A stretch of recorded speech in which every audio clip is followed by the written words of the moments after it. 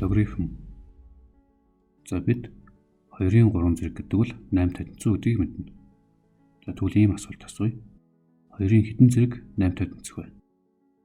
За мэдээж бүгд 3 гэж хариулж чадна. Тэгвэл 2-ын хэдэн зэрэг 16-тай тэнцэх вэ?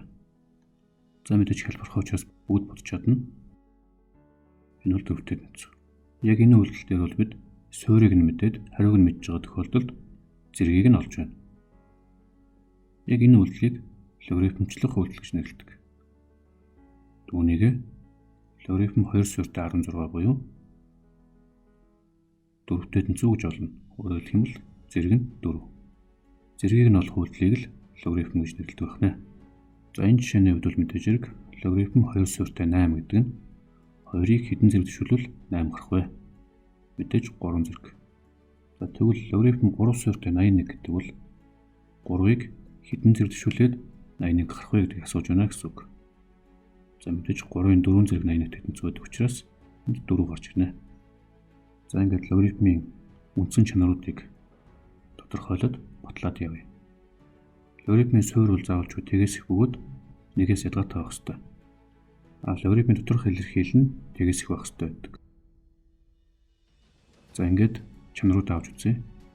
Нэгдүгээрт нь логарифм а суурьтай 1 гэдэг бол тэгтэй тэнцэнэ. Бэлтгэгч зэрэг гэсэн хичээлээр үздсэн тэгээс ялгаатай ямар ч тооны тэг зэрэг 1-тэй тэнцүү байдаг.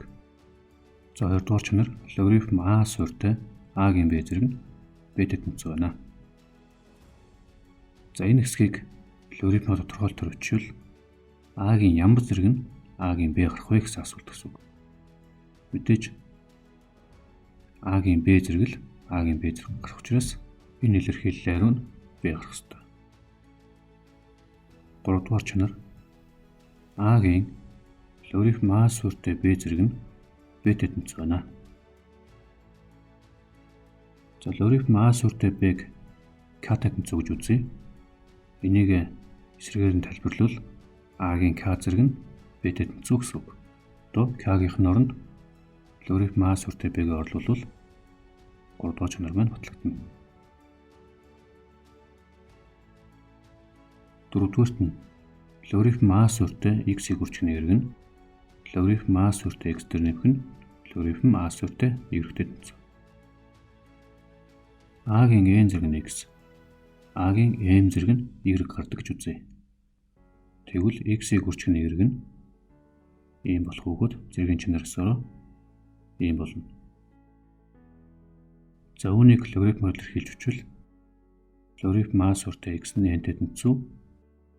Эндээс логарифм а суурьтай y нь m-тэй тэнцүү гэж гарч ирнэ. Харин эндээс логарифм а суурьтай x-ийг үржих нэрэг нь n дээр нэмэх нь m-тэй тэнцүү.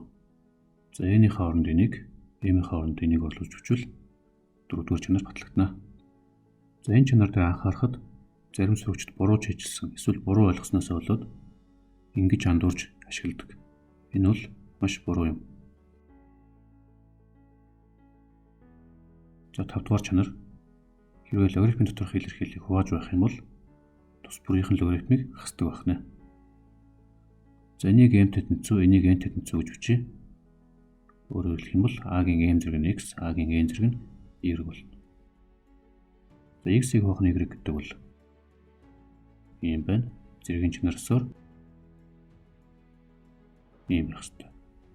За энэ илэрхийллээс логарифм а суурьтай x-ийг хуваах нь y гэдэг бол m-ээс хасах нь n-тэй тэнцүү буюу m-ийн хооронд энийг, n-ийн хооронд энийг орлуулад 5 дугаар чанар батлагдана. За 6 дугаар чанар логарифм а суурьтай b-гийн k зэрэг гэж байх юм бол b-гийн зэргийг урт талд нь үржүүлээд k үржих нь логарифм а суурьтай b